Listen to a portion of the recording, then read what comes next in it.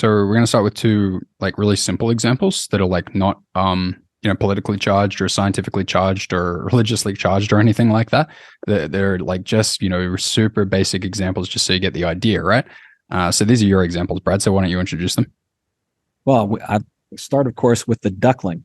Most everybody's familiar with this idea that when a baby duckling chick is first hatched out of the egg, within 24 hours, it imprints to whatever is around it and taking care of it. So obviously, if a human is there and the mother duck is not, then the duckling for the rest of its life will follow the human around as its mother.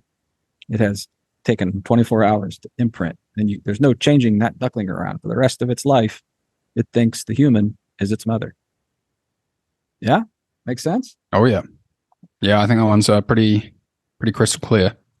Everybody agrees with that one. That's the idea. It's this how this imprint sets in very early and quickly, and it's for a duckling, it's all but impossible to shake off.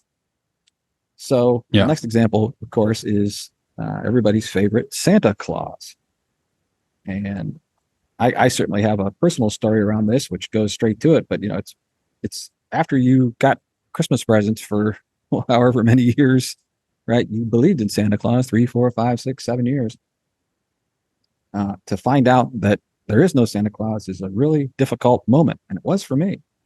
Uh, you probably the first time someone told you about it, if it wasn't your parents sitting you down explaining it to you, but you heard it. I heard it from the coolest kid on the playground in third grade, and I, staunchly argued with him and told him there's no way my parents would lie to me about something like this.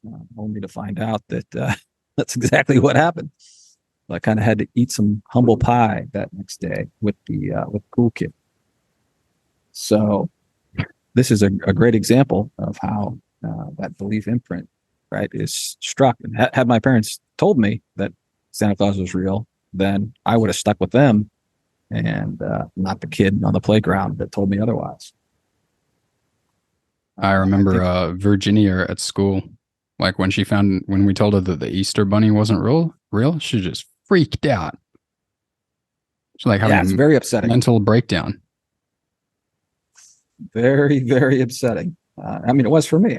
I just couldn't wait to get home and find out.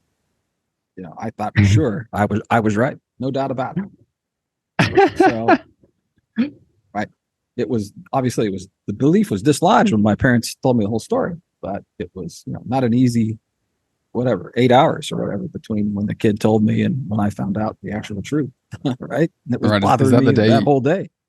Is that the day you decided you'd find out the truth about everything? Yeah, and I wish I was that early of a bloom. No, that day was much more recent than third grade for sure. Okay, Okay, so so we drop it.